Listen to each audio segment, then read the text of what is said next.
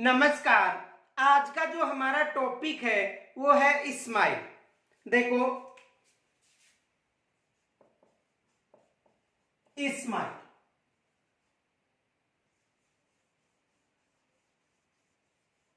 आज का जो हमारा टॉपिक है वो है स्माइल। देखो, स्माइल में हमने पीछे जो इसकी जो जो परिचय था, अर्थ आशय था, इन तक का अध्ययन कर लिया था। और आज हमें जो स्माइल कार्यक्रम में जो पीओ की भूमिका है उसका अध्ययन करेंगे। तो देखो, इस जो स्माइल कार्यक्रम है, इस कार्यक्रम में पीईओ की भूमिका, यानी जो स्माइल कार्यक्रम था इसमें पीईओ यानी पंचायत प्रारंभिक शिक्षा अधिकारी की क्या भूमिका रहती है। पीईओ को मतलब प्रारंभिक जो पंचायत प्रारंभिक शिक्षा अधिकारी है उसकी क्या भूमिका रहती है। तो देखो, जो स्माइल कार्यक्रम था, इस कार्यक्रम में जो ग्रामीण क्षेत्र था या जो पंचायत स्तर थी, वहां पर जो प्रमुख भूमिका थी वो किसकी थी? पीओ की भूमिका थी। और जितने भी व्हाट्सएप ग्रुप बनाए गए थे, यानी जो स्माइल कार्यक्रम के तहत जो नवाचारी कार्यक्रम था, इस कार्यक्रम के तहत जो राज्य स्तर पर जो उत्तम पाठ्य शिक्षण का जो चयन किया था, उसका संभाग व जिला के माध्यम से जो पंचायत स्तर पर जो पीओ था उनके पास जो शिक्षण व्यवस्था भेजी गई थी, तो उनका जो संचालन था, जो ग्रुप बनाए गए थे, उन ग्रुप का संचालन किनके अधीन था? पीओ के अधीन था। यानी स्माइल जो कार्यक्रम में जो ग्रामीण क्षेत्र में जो पंचायती प्रारंभिक शिक्षा अधिकारी, यानी कहने का मतलब पंचायती प्रारंभिक शिक्षा अधिकारी का मतलब पीओ, तथा शहरी क्षेत्र में जो free text book nodal agency थी, उनके माध्यम से जो शिक्षण व्यवस्था थी वो प्रारंभ की गई थी। तो कहने का मतलब है कि स्माइल कार्यक्रम में पीओ की क्या भूमिका है। तो देखो, ग्रामीण क्षेत्र हेतु तो देखो, इस कार्यक्रम में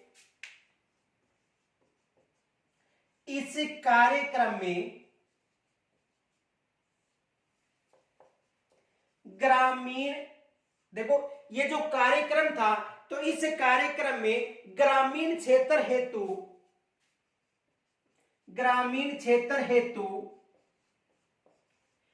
पीईओ, यानी कहने का मतलब है कि जो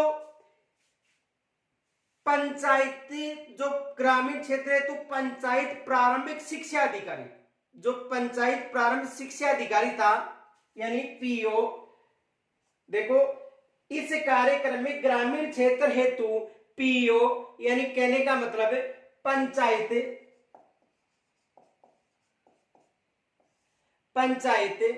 प्रारंभिक शिक्षा अधिकारी,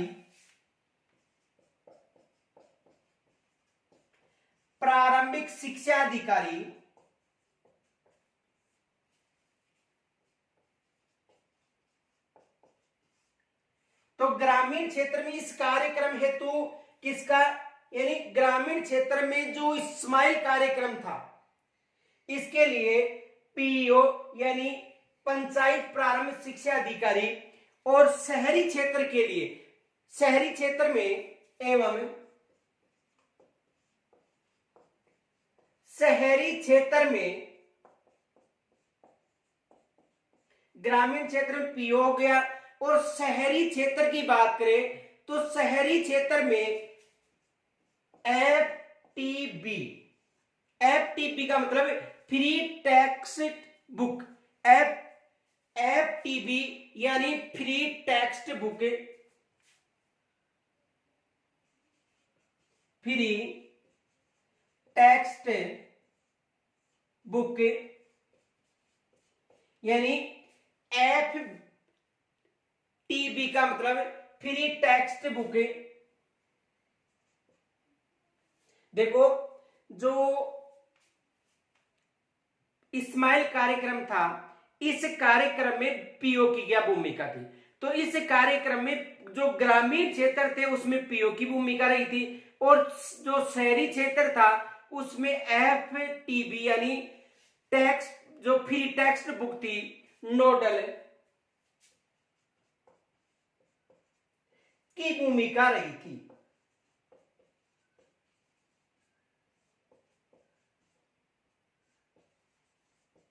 देखो स्माइल कार्यक्रम के तहत ग्रामीण क्षेत्र में यदि बात करें तो पीईओ की भूमिका थी, और यदि शहरी क्षेत्र में बात करें तो FTB यानी फ्री टेक्स्ट बुक जो नोडल थी उसकी महत्वपूर्ण भूमिका रही थी। तो इसमें देखो राज्य स्तर से जो प्राप्त होने वाली जो शैक्षणिक सामग्री थी, राज्य स्तर से जो प्राप्त होने वाली शैक्षणिक सामग्री थी, तो शैक्षिक सामग्री को व्हाट्सएप के माध्यम से जो विद्यार्थी थे उन तक भेजने की जिम्मेदारी किनकी थी? पीईओ की। यानी ग्रामीण क्षेत्र की यदि बात करें तो राज्य स्तर जो सामग्रियां प्राप्त हो रही थी उस सामग्री को विद्यार्थियों तक भेजने की जो प्रमुख भूमिका थी या जिम्मेदारी थी वो किसकी थी? पीईओ की थी। तो देखो राज्य स्तर से प्राप्त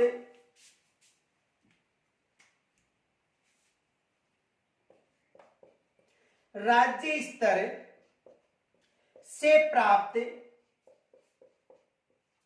शैक्षिक सामग्री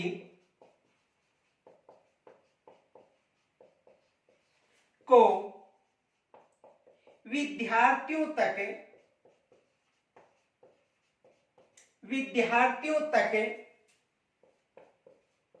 भेजने की जिम्मेदारी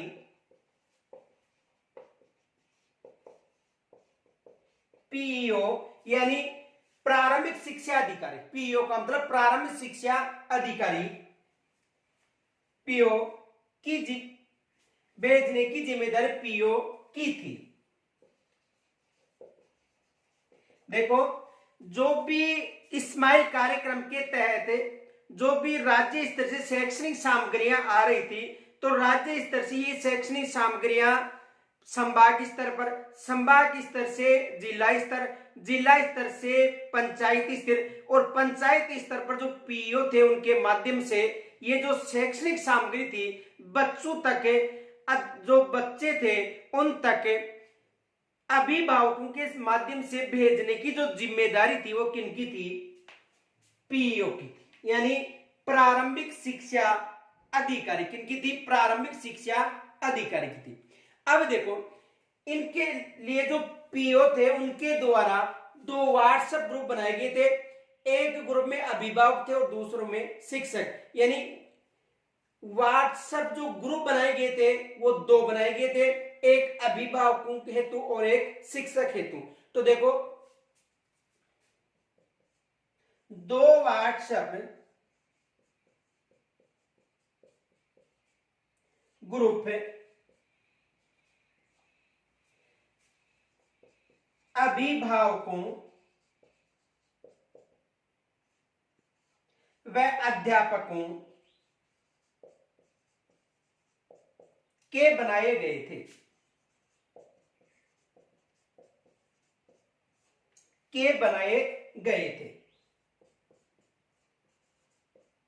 इनमें देखो दो व्हाट्सएप ग्रुप बनाए गए थे। कौन किन किन के लिए? एक व्हाट्सएप ग्रुप अभिभावकों के लिए था और दूसरा व्हाट्सएप ग्रुप किन के लिए था? अध्यापकों के लिए। और पीईओ ही इन ग्रुपों का एडमिन था। इन ग्रुपों का एडमिन कौन था? पीईओ ही था। तो देखो यानी कहने का मतलब पीईओ की जो भूमिका है, यानी जो पंचायत स्तर पर जो शैक्षणिक सामग्री थी उस शैक्षणिक सामग्री को अध्यापकों के उस शैक्षणिक सामग्री को अभिभावकों के माध्यम से बच्चों तक या विद्यार्थियों तक भेजने की जो महत्वपूर्ण भूमिका थी वो किनकी थी?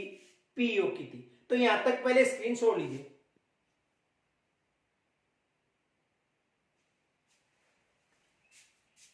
देखो यहां पर समझो इसे,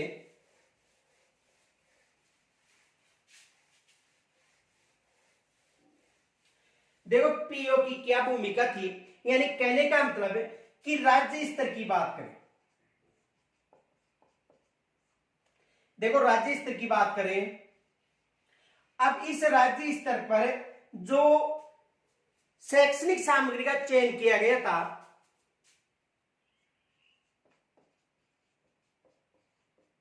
शैक्षणिक सामग्री का चयन, कहां पर? राज्य स्तर पर। और इस शैक्षणिक सामग्री का चयन करने के बाद इसे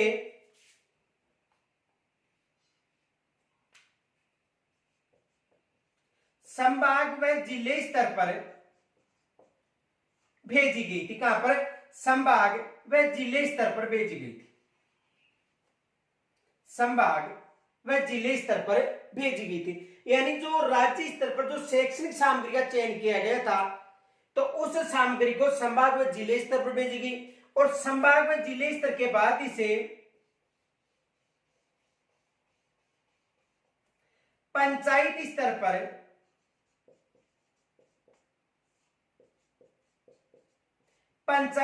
पर भेजी गई थी। और पंचायत स्तर पर कौन था? पीईओ। किनके पास भेजी गई थी? पंचायत स्तर पर पीओ के पास भेजी गई थी। अब पीओ का यह कर्तव्य था कि इस सामग्री को जो व्हाट्सएप ग्रुप थे उनके माध्यम से अभिभावकों के पास भेजना, और अभिभावक इन सामग्रियों को बच्चों तक पहुंचाना। तो देखो, पीओ ने ये जो सामग्री थी वो कहां पर भेजी थी? अभिभावकों के पास।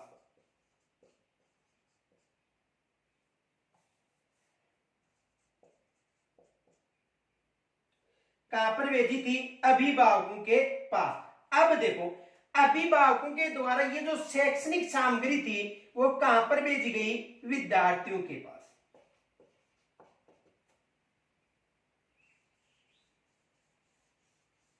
कहां पर भेजी गई? विद्यार्थियों के पास। अब इसका जो प्रमुख कार्य था पीओ का, वो जो शैक्षणिक सामग्री थी उनको विद्यार्थियों तक भेजने का काम किनका था? पीओ का। और जो भी अभिभावक ग्रुप बनाए गए थे, इन ग्रुपों के एडमिन भी कौन थे? पीओ। यानी जो भी ग्रुप बनाए गए किनके? अभिभावकों के। यानी अभिभावकों के जो ग्रुप बनाए गए थे, इन ग्रुपों के एडमिन कौन थे? पीओ थे। ये याद रखना। देखो, अभिभावकों के ग्रुप के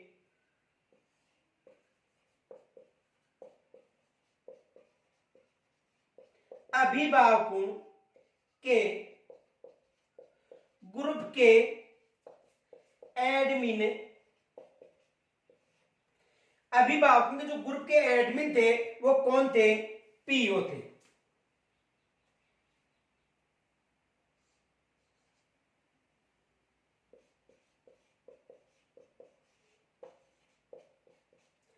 यानी इनके जो ग्रुप बनाए गए थे इनके एडमिन कौन थे?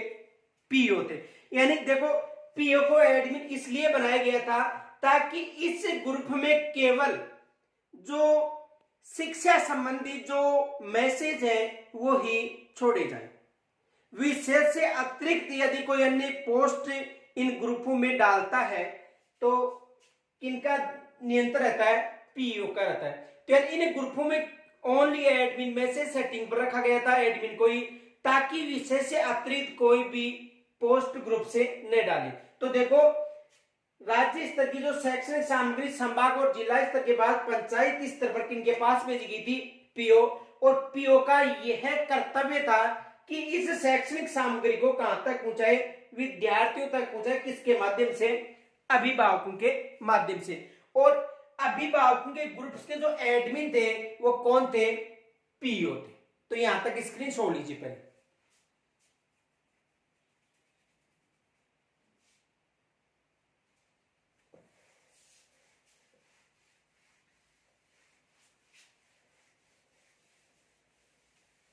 देखो, यानी जो पीओ थे उनके इन ग्रुपों के एडमिन थे। देखो, पीईओ इन अभिभावकों के ग्रुप्स के एडमिन थे। यानी जो भी अभिभावकों के ग्रुप बनाए गए थे, इन ग्रुपों के एडमिन कौन थे? पीईओ थे। यानी कहने का मतलब कि इन ग्रुप्सों में को ओनली केवल एडमिन को ही मैसेजिंग सेटिंग पर रखा गया था। तो देखो, तथा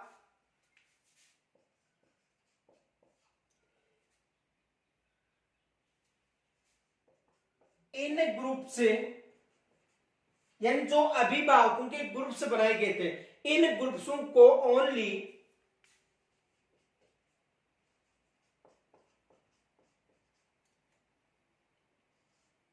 यानी केवल एडमिन मैसेज सेटिंग पर ही रखा जाता है। ओनली एडमिन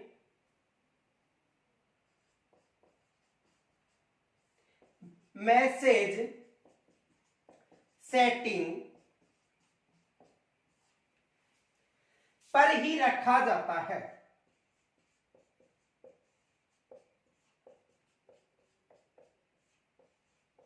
यानी ये जो अभिभावकों के ग्रुप्स थे, इनका जो एडमिन था पीओ था, और इन जो ग्रुप्स थे इनको केवल जो पीओ थे उनके मैसेज सेटिंग थी उन पर ही रखा गया था, ताकि विषय से अतिरिक्त कोई अन्य पोस्ट इन ग्रुप्सों में न की जाए, ताकि विषय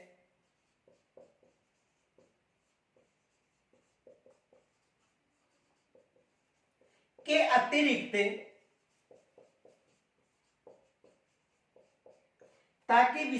अतिरिक्त अन्य कोई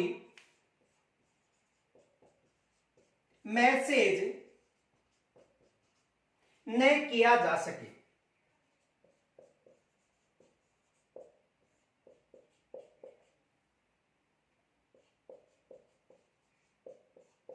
यानी देखो, पीओ थे वो अभिभावकों के ग्रुप के एडमिन थे, और इन ग्रुप से जो थे अभिभावक के, उनको केवल जो पीओ थे उनका जो ग्रुप्स मैसेजिंग सेटिंग था इनके अधीन ही रखा गया था, ताकि विषय के अतिरिक्त अन्य कोई ग्रुप्स में सामग्री न डाल सके।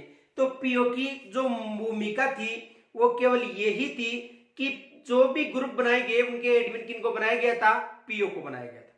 इनके अलावा बच्चों तक जो शिक्षण सामग्री थी अभिभावकों के माध्यम से, यानी बच्चों तक जो शिक्षण सामग्री थी अभिभावकों के माध्यम से पहुंचाने का कार्य किसका था?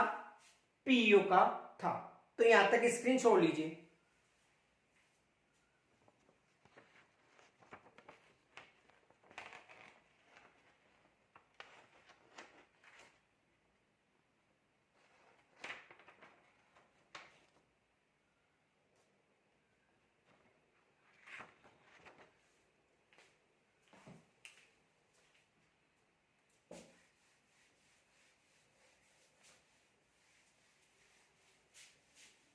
अब देखो, पीओ के बाद में अभिभावकों की महत्वपूर्ण भूमिका थी।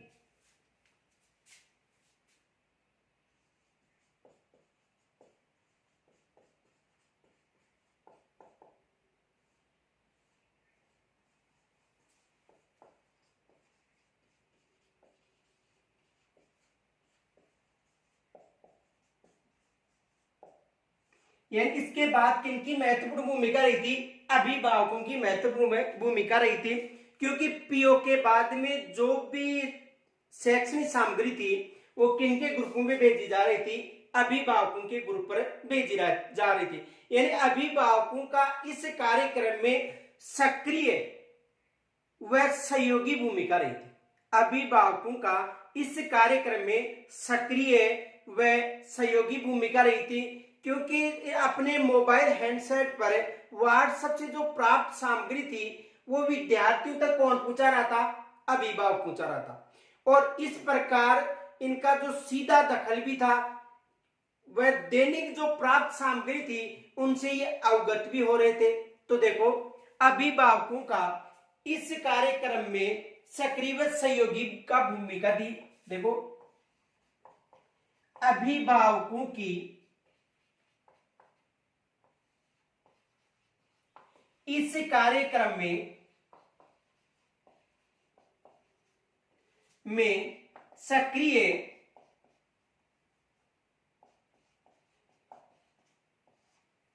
यानी अभिभावकों की इस कार्यक्रम में सक्रिय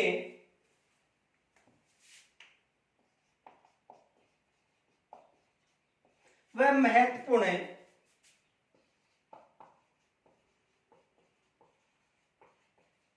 भूमिका थी। ये जो कार्यक्रम था इसमें सक्रिय और महत्वपूर्ण भूमिका थी।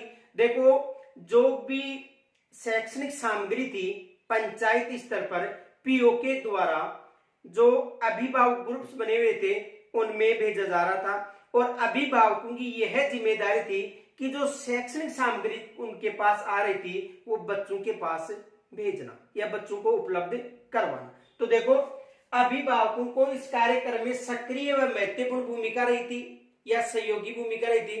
अपने मोबाइल हैंडसेट पर देखो, अपने जो इनका जो मोबाइल था यानी अपने मोबाइल हैंडसेट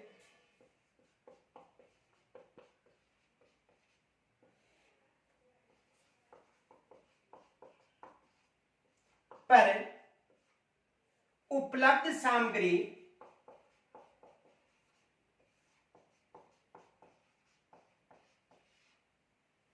को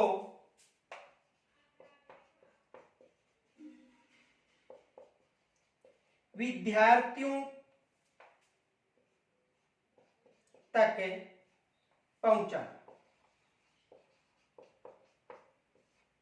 देखो, यानी जो अभिभावक थे उनके पास जो शैक्षणिक सामग्री आ रही थी उस सामग्री को अपने बच्चों तक पहुंचाना में महत्वपूर्ण भूमिका थी। इस प्रकार का देखो, इससे अभिभावकों का जो ग्रुप से जुड़ने से फायदा क्या था, एक तो जो प्राप्त होने वाली जो सामग्री थी वो हमेशा मिल रही है या नहीं मिल रही है, दूसरा इनके अलावा जो भी अन्य सामग्रियां हैं, जो भी शैक्षणिक संबंधित सामग्रियां हैं वो बच्चों के पास हमेशा पहुंच रही है या नहीं पहुंच रही है। तो अभिभावकों की इनमें महत्वपूर्ण थी, यानी कहने का मतलब है कि इस प्रकार उनका सीधा दखल रहेगा। यदि अभिभावक इससे अवगत रहेंगे तो अभिभावकों का सीधा दखल रहेगा तथा वे दैनिक जो प्राप्त होने वाली जो सामग्री है उससे अवगत रहेंगे, यानी इस प्रकार उनका सीधा दखल रहेगा। देखो,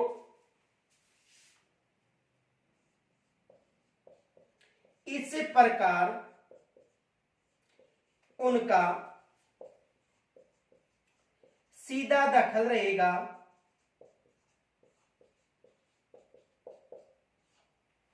यानी कहने का मतलब है कि जो सामग्री मिल रही है उनमें कोई कमियां तो नहीं है, तो इनका इस प्रकार सीधा दखल रहेगा तथा वे दैनिक प्राप्त होने वाली सामग्री तथा वे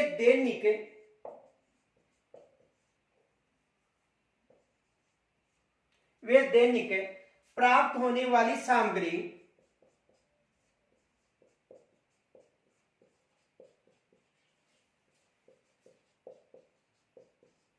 से अवगत रहेंगे।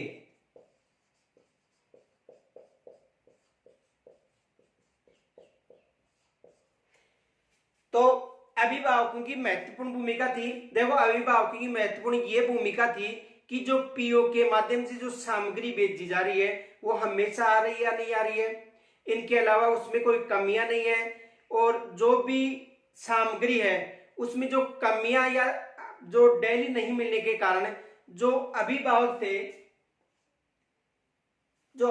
थे वो शिकायत भी कर सकते थे। तो कहने का मतलब अभिभावकों की महत्वपूर्ण भूमिका थी और विशेष महत्वपूर्ण भूमिका थी अपने बच्चों को समय पर सामग्री उपलब्ध कराना। तो यहां तक स्क्रीन छोड़ लीजिए।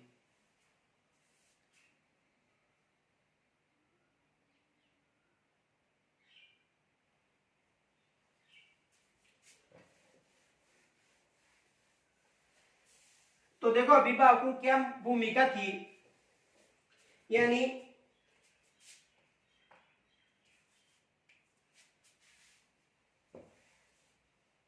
देखो पंचायत स्तर की बात करें तो पंचायत स्तर पर जो सामग्रियां आ रही थी उसे पीओ के माध्यम से कहां पर भेजा जा रहा था, अभिभावकों के पास।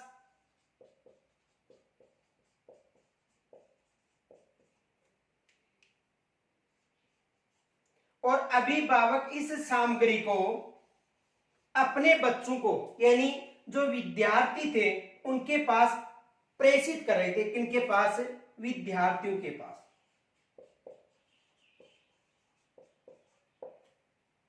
ये जो इनके बच्चे थे उनके पास प्रेषित कर रहे थे। तो इनका सीधा दखल भी था कि जो सामग्री भेजी जा रही है वो हमेशा तो नहीं भेजी जा रही है, भेजी जा रही है तो हमेशा जो अभिभावकों के पास सामग्री भेजी जा रही थी वो किनके पास? विद्यार्थियों के पास। तो कहने का मतलब कि पंचायत स्तर पर जो पीओ था वो शैक्षणिक सामग्री अभिभावकों के पास भेज रहे थे और अभिभावक ये सामग्री कहां पर भेज रहे थे? विद्यार्थियों के पास भेज रहे थे। तो इस प्रकार इनका सीधा दखल था तथा जो प्राप्त होने वाली सामग्री थी, जो हमेशा सामग्री प्राप्त हो रही थी, उससे ये अवगत भी थे। कौन? अभिभावक। तो अभिभावक जो पीओ से जो सामग्रियां प्राप्त हो रही थी उनसे अवगत थे। कौन थे? अभिभावक। और अभिभावक ये सामग्री कहां पर भेज रहे थे? विद्यार्थियों के पास। तो अभिभावकों की महत्वपूर्ण भूमिका थी। आगे देखो,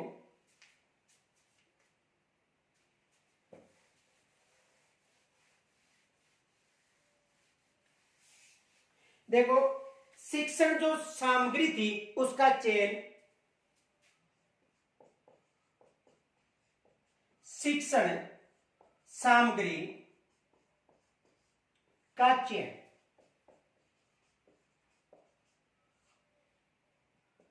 देखो जो राज्य स्तर पर जो छात्र उपयोगी शैक्षणिक सामग्री थी उसका चयन किया जा रहा था। देखो राज्य स्तर पर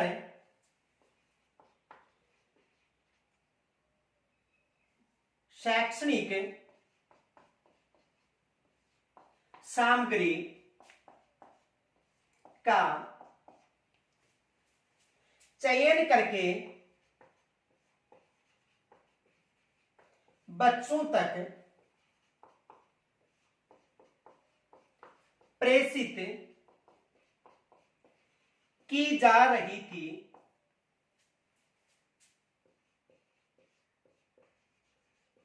यानी राज्य स्तर पर जो शैक्षणिक सामग्री थी उसका जो चयन करके बच्चों तक यानी विद्यार्थियों तक प्रेषित की जा रही थी। वर्तमान में देखो एनसीईआरटी के वेब पोर्टल, ई पाठशाला, दिशा व अन्य ओपन सोर्स उपलब्ध सामग्री को राज्य स्तर के परिपेक्ष में चयन किया जाता है। तो देखो वर्तमान में देखो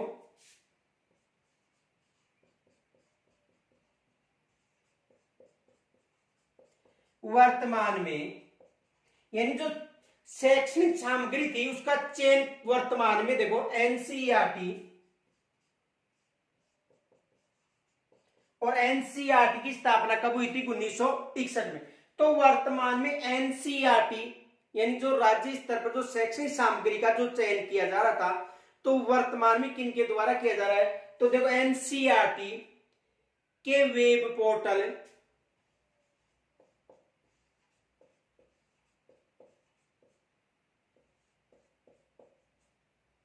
एनसीईआरटी का एक तो वेब पोर्टल था, ई पाठशाला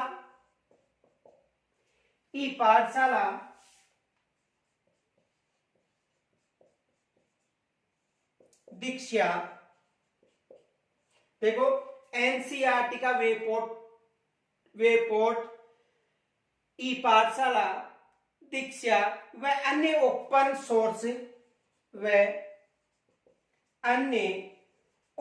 सोर्स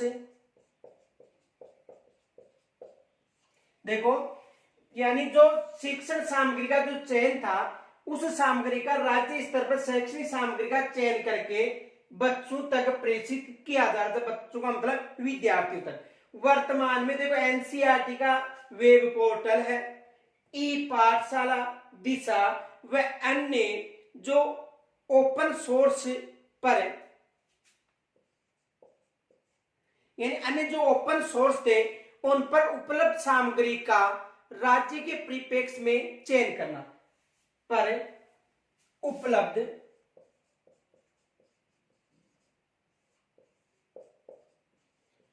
शैक्षिक सामग्री का राज्य स्तर पर चयन करना।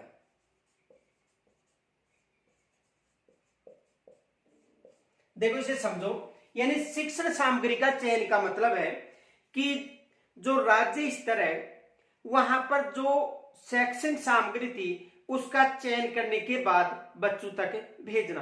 अब जो राज्य स्तर पर जो शैक्षणिक सामग्री थी उसका चयन करने का मतलब है, देखो एक तो एनसीईआरटी का जो वेब पोर्टल था वहां पर शिक्षण सामग्री उपलब्ध थी, ई पाठशाला में उपलब्ध थी, दिशा व अन्य सोर्स थे जहां पर जो शैक्षणिक सामग्री उपलब्ध थी उस शैक्षणिक सामग्री का चयन करके बच्चों तक भेजना। देखो दोबारा समझो, यानी शैक्षणिक सामग्री का चयन का मतलब है कि राज्य स्तर पर जो शैक्षणिक सामग्री थी उसका चयन करके बच्चों तक या विद्यार्थियों तक भेजना। अब इसके लिए देखो वर्तमान में जैसे एनसीईआरटी का वेब पोर्टल है, इनके अलावा ई पाठशाला है, इनके अलावा दिशा है या अन्य जो सोर्स हैं वहां पर जो सामग्रियां उपलब्ध है उन सामग्रियों का चयन करके राज्य स्तर पर प्रेषित करना या प्रेषित करना। तो इस कार्यक्रम का यही है, यानी स्माइल कार्यक्रम में जो शिक्षण सामग्री का चयन, यानी स्माइल कार्यक्रम में क्या भूमिका रही थी शिक्षण सामग्री की। देखो स्माइल कार्यक्रम के तहत जो भी राज्य स्तर पर शैक्षणिक सामग्री का चयन किया गया था उसे बच्चों तक भेजना, और राज्य स्तर पर शैक्षणिक सामग्री के जो स्रोत है, यानी एक तो एनसीईआरटी का वेब पोर्टल था, ई पाठशाला थी, इनके अलावा दिशा व अन्य जो सोर्स थे वहां पर जो उपलब्ध सामग्रियां थी उनका चयन करके राज्य स्तर पर प्रेषित करना। यहां तक समझ में आ गया होगा। एक बार दोबारा समझने को पहले इसका स्क्रीन छोड़ लीजिए।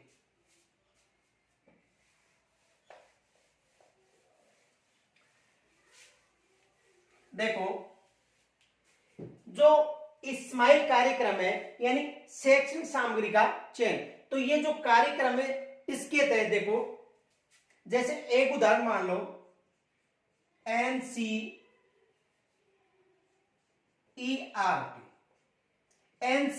का जो वेब पोर्टल है वहां पर मान लो, या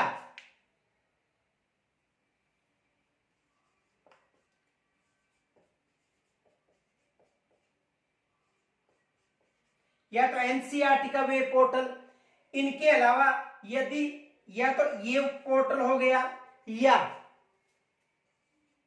ई पाठशाला या दिशा मान लो या अन्य जो स्रोत है, यहां पर जो शैक्षणिक सामग्री उपलब्ध है, देखो एनसीईआरटी का वेब पोर्टल हो गया, ई पाठशाला हो गया या दिशा मान लो, या दिशा के अलावा अन्य जो सोर्स है, यहां पर जो शैक्षणिक सामग्री है इस शैक्षणिक सामग्री का चयन करके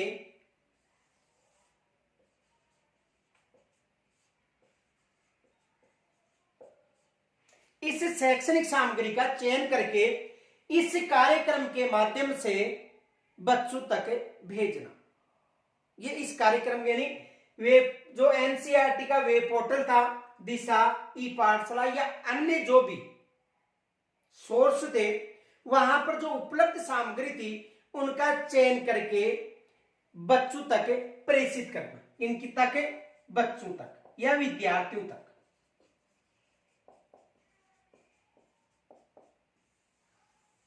प्रेषित करना। तो आ गया होगा समझ में शायद, यानी कहने का मतलब स्माइल कार्यक्रम का में जो शैक्षणिक सामग्री के चयन में भूमिका थी, तो देखो जैसे एनसीईआरटी का वेब पोर्टल हो गया, ई पाठशाला या दिशा हो गई या अन्य कोई सोर्स थे, वहां पर जो शैक्षणिक सामग्री उपलब्ध थी उस शैक्षणिक सामग्री का चयन करके बच्चों तक भेजना प्रमुख कारण था इसका स्माइल का। तो यहां तक समझ में आ गया होगा, स्क्रीन छोड़ लीजिए।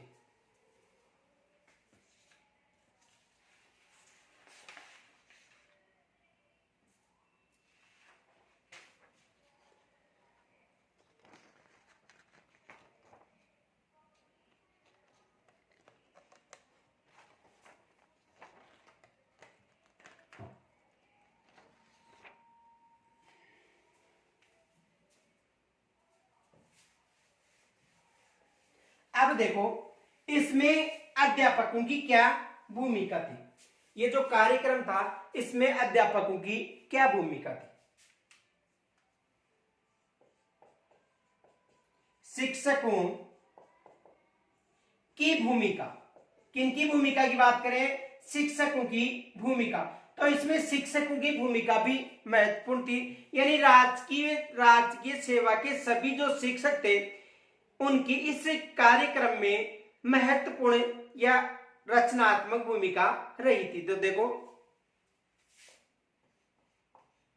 राजकीय सेवा यानी राजकीय सेवा के सभी शिक्षकों की इस कार्यक्रम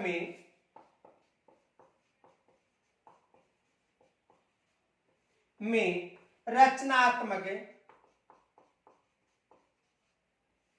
भूमिका रही थी। यानी जो स्माइल कार्यक्रम है तो इस कार्यक्रम में जो राजकीय सेवा की जो सभी जो शिक्षक थे उनकी रचनात्मक भूमिका रही थी। वे सक्रिय रूप से अपनी कक्षा विषय से संबंधित सामग्रियों का अवलोकन विश्लेषण करके विद्यार्थियों की सहायता कर रहे थे। तो देखो यानी कहने का मतलब है कि वे सक्रिय रूप से कौन, अध्यापक, तो सक्रिय रूप से अपनी कक्षा या विषय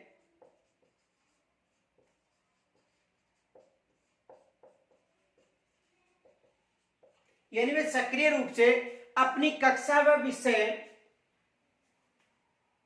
से संबंधित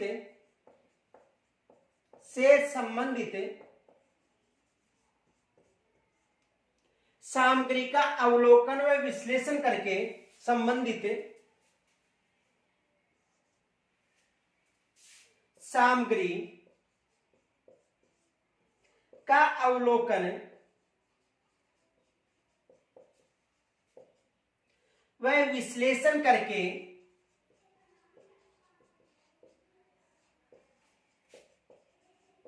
विद्यार्थियों की सहायता कर रहे थे।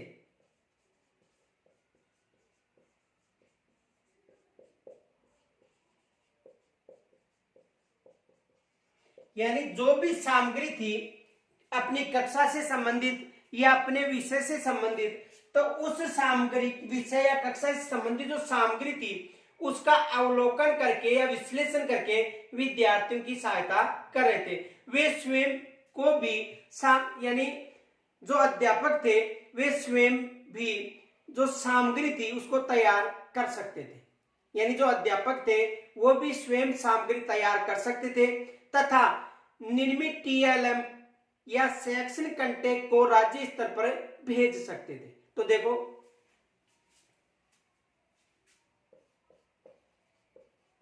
अध्यापक स्वयं भी सामग्री यानी अध्यापक थे वो स्वयं भी सामग्री थी तैयार कर सकते थे। अध्यापक स्वयं भी सामग्री तैयार कर सकते थे तथा यानी तो अध्यापक ही स्वयं सामग्री तैयार कर सकते थे तथा निर्मित टीएलएम तथा निर्मित टीएलएम यानी जो उनके द्वारा जो सामग्रियां निर्मित थी यानी निर्मित टीएलएम, इनके अलावा देखो शैक्षणिक कंटेंट को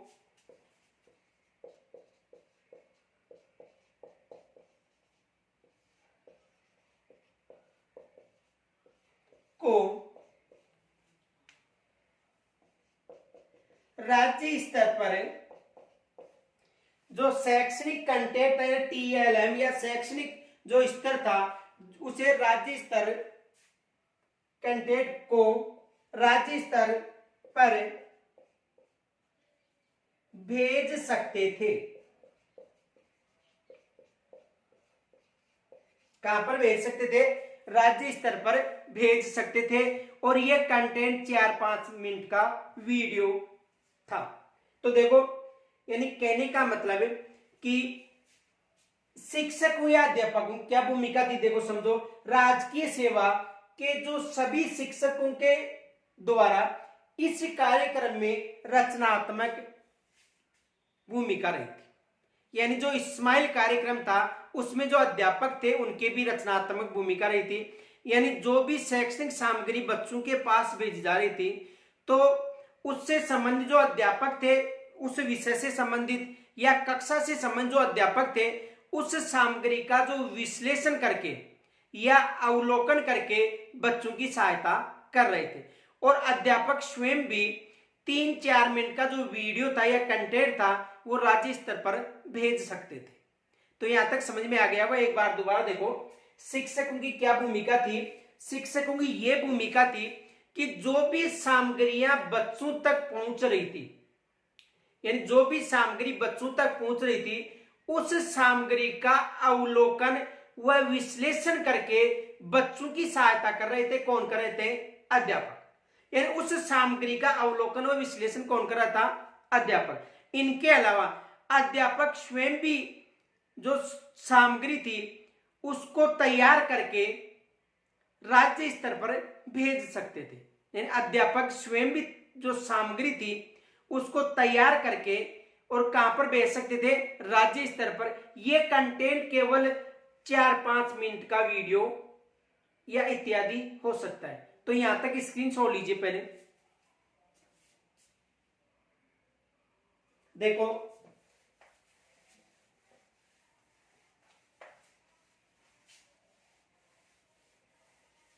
देखो ये फैक्ट याद रखना, एग्जाम में आ सकता है। अध्यापक स्वयं सामग्री का चयन करके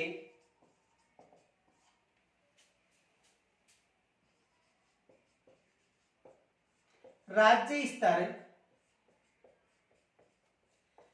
पर भेज सकते थे। यह कंटेंट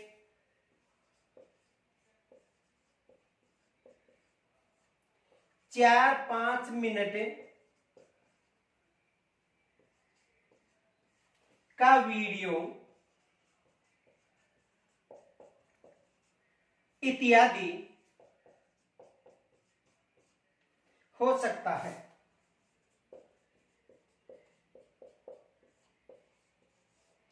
तो जो अध्यापकों के द्वारा जो कंटेंट राज्य स्तर पे दिया जाता था वो केवल 4-5 मिनट का वीडियो होता था। लेकिन जो इस कार्यक्रम के तहत जो राज्य स्तर पर चयन होने के बाद में जो अभिभावकों के माध्यम से बच्चों तक भेजा जाता था वो 30-40 मिनट का वीडियो होता था। लेकिन अध्यापकों के द्वारा जो भेजा जाता है वो कितने मिनट का कंटेंट था?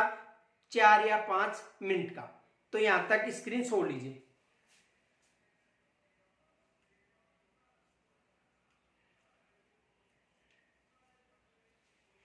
आगे देखो, इस कार्यक्रम का भविष्य।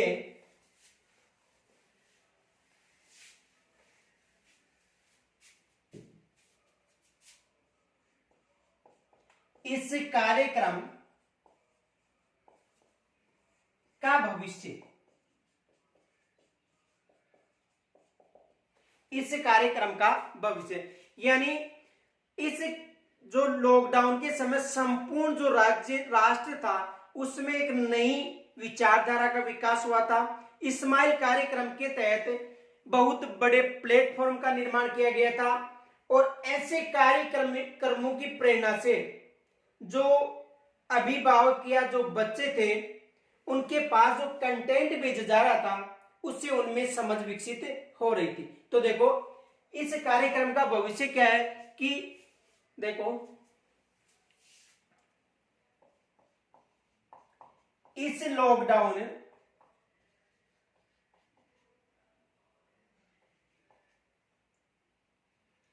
में ऐसे कार्यक्रमों से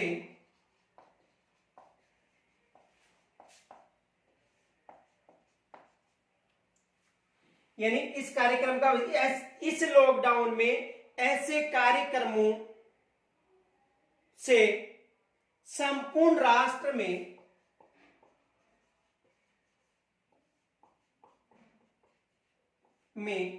एक नई विचारधारा का विकास हुआ था।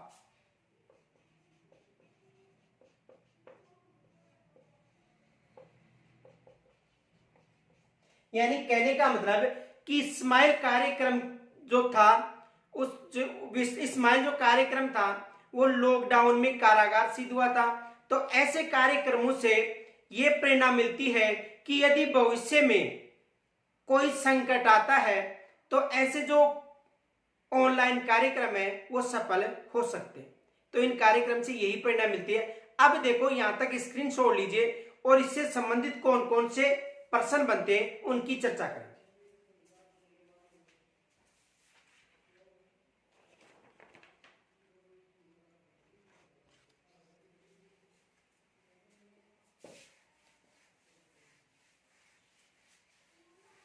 देखो पहला प्रश्न तो ये बन सकता है, जो स्माइल कार्यक्रम था, देखो पहला प्रश्न तो ये बन सकता है, स्माइल कार्यक्रम था, स्माइल कार्यक्रम था, सर्वे था, दृश्य था या सर्वे दृश्य था। तो स्माइल कार्यक्रम सर्वे दृश्य साधन था, क्योंकि इसमें जो अध्यापक थे या जो भी शैक्षणिक सामग्री का चयन होके आ रहा था उसमें दिखाई भी दे रहा था और सुनाई भी दे रहा था। इसलिए जो स्माइल कार्यक्रम है वो सर्वे दृश्य था। कैसा कार्यक्रम था? सर्वे व दृश्य। यानी कैसा कार्यक्रम था? सर्वे दृश्य कार्यक्रम था। ये याद रखना है। स्माइल कार्यक्रम कैसा था? एक सर्वे दृश्य कार्यक्रम था, यानी ऑडियो विजुअल कार्यक्रम था, सर्वे दृश्य कार्यक्रम था। एक तो ये प्रश्न बन सकता है। दूसरा देखो क्या प्रश्न बन सकता है। दूसरा प्रश्न ये बन सकता है कि राजस्थान सरकार के द्वारा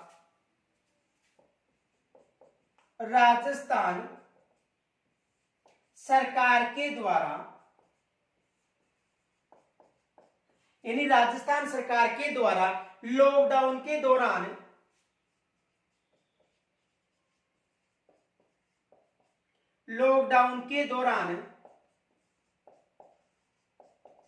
राज्य सरकार के द्वारा लॉकडाउन के दौरान राज्य के विद्यार्थियों और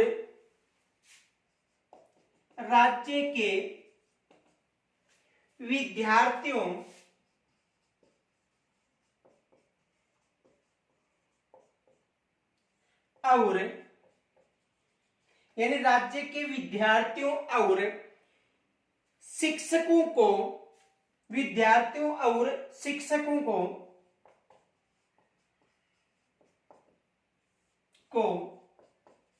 ऑनलाइन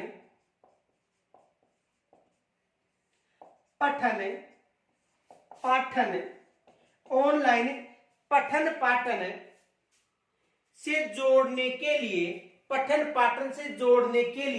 कौन सा कार्यक्रम चलाया गया? पठन पाठन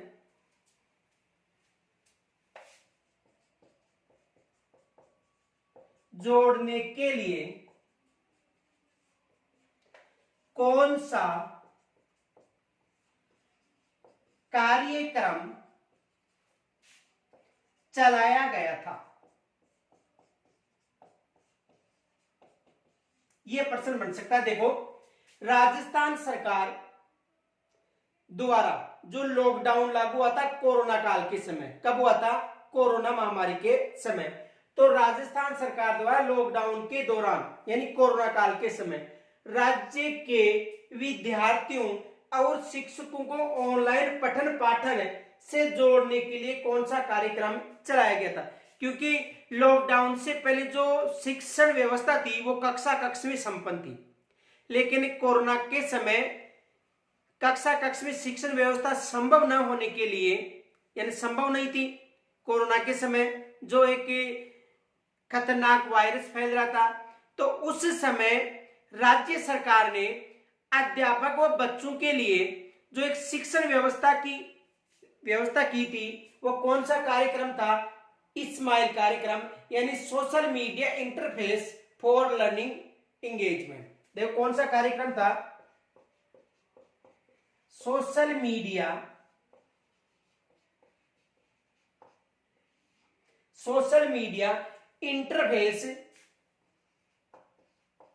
interface for learning engagement.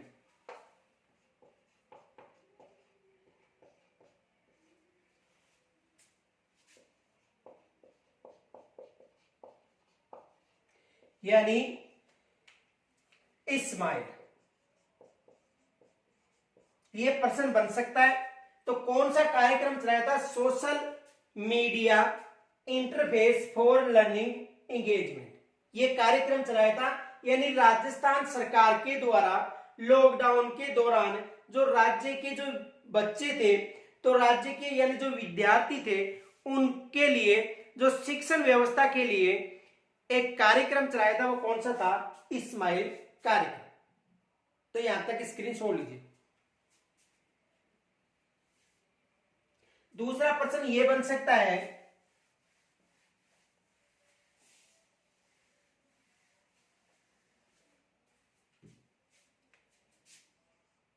Ismail कार्यक्रम के समय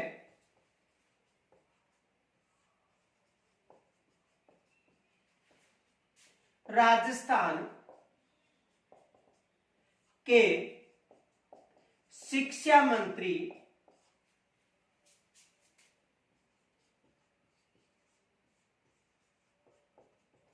कौन थे? यानी इस्माइल कार्यक्रम के समय राजस्थान के शिक्षा मंत्री कौन थे? गोविंद सिंह जी डोटासरा।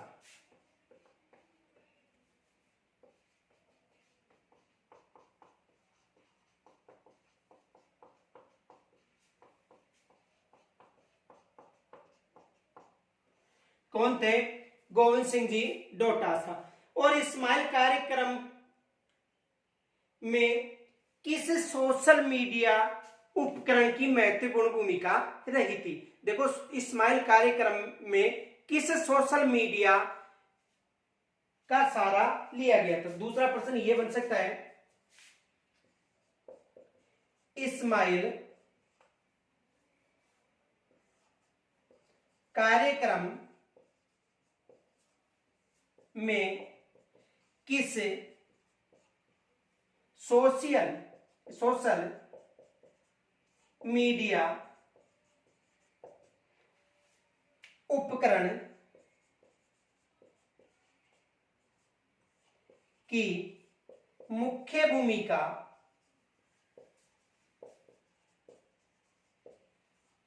रही थी? तो किसकी भूमिका थी? व्हाट्सएप की।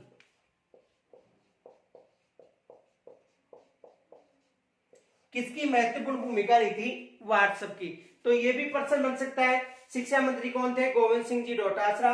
और किसकी मुख्य भूमिका रही थी? व्हाट्सएप की। दूसरा यह प्रश्न बन सकता है, यहां तक स्क्रीन छोड़ लीजिए।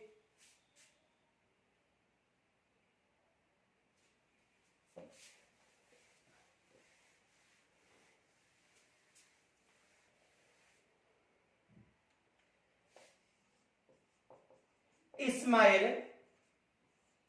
कार्यक्रम में किन किन की भूमिका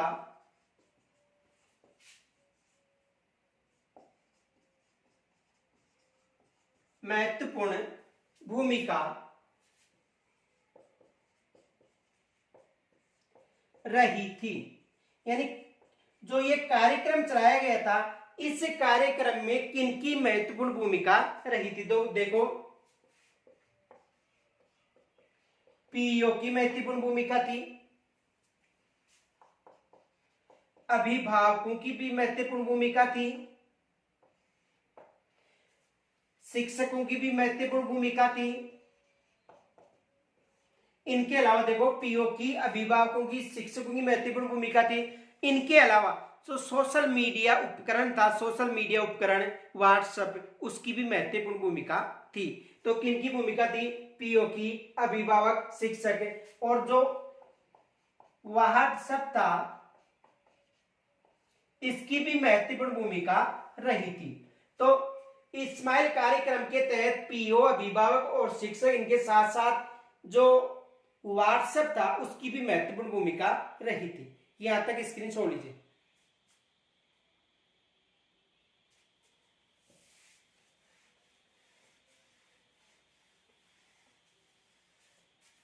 देखो, अगला प्रश्न ये पूछा जा सकता है, स्माइल कार्यक्रम किस कक्षा तक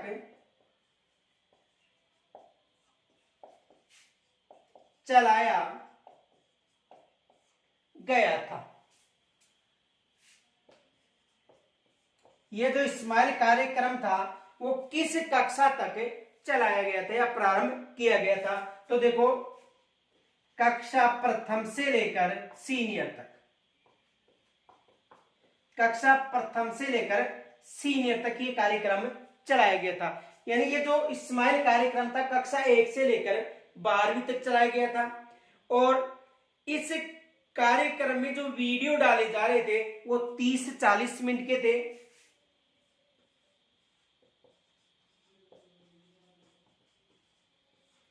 कितने मिनट के वीडियो थे? 30-40 मिनट के वीडियो थे। देखो, कक्षा 1 से लेकर 12वीं तक चलाया जा रहा था और इसमें 30-40 मिनट के जो वीडियो थे। इनके अलावा इसमें जो शैक्षणिक सामग्री थी उसकी जो समीक्षा थी वो किनके द्वारा की जा रही थी? तो देखो, स्माइल कार्यक्रम किस कक्षा तक? एक कक्षा 1 से लेकर 12 तक। इस कार्यक्रम में जो राज्य स्तर पर जो चयन सामग्री थी उसमें 30-40 मिनट का वीडियो थे, लेकिन जो अध्यापकों के द्वारा केवल 4-5 मिनट का वीडियो ही भेजा जाता था। यदि कोई भी अध्यापक राज्य स्तर पर कोई सामग्री भेजना चाहता था तो केवल 4 या 5 मिनट का वीडियो था। कितने मिनट का था? 4 या 5 का। लेकिन जो बच्चों तक जो राज्य स्तर पर चयन होकर जो सामग्री आती थी वो 30 व 40 मिनट की होती थी। अब देखो, यहां तक स्क्रीन छोड़ लीजिए।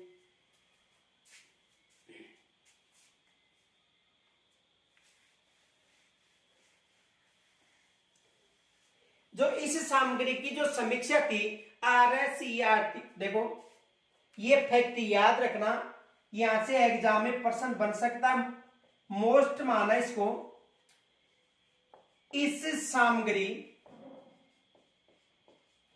की समीक्षा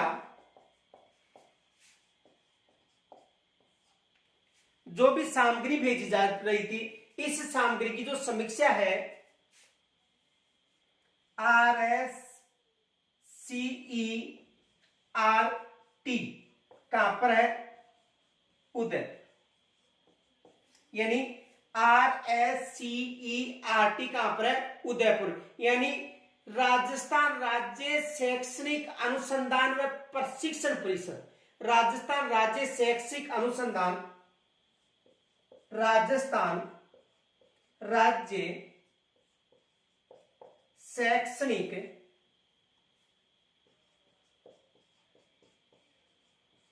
अनुसंधान एवं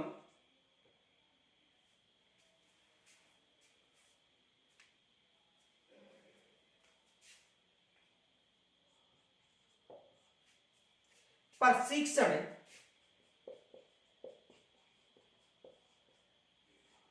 परिषद।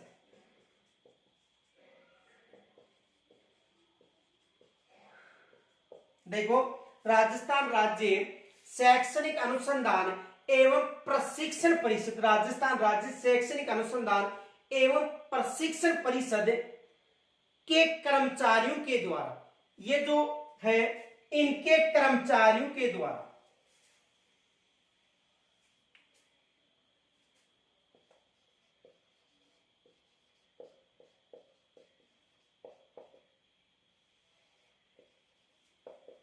कर्मचारियों के द्वारा किसकी समीक्षा की जा रही है? सामग्री की समीक्षा की जा रही है। कर्मचारियों के द्वारा जो सामग्री थी उसकी समीक्षा की जा रही थी।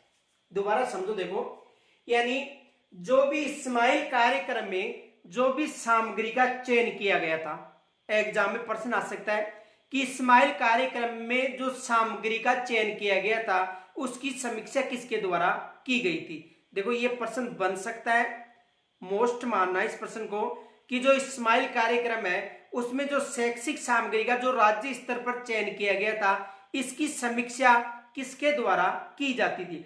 तो राज्य स्तर पर जो शैक्षिक सामग्री का चयन किया गया था उसकी समीक्षा RSCERT उदयपुर यानी राजस्थान राज्य शैक्षणिक अनुसंधान एवं प्रशिक्षण परिषद के द्वारा इस सामग्री का चयन किया जा रहा था।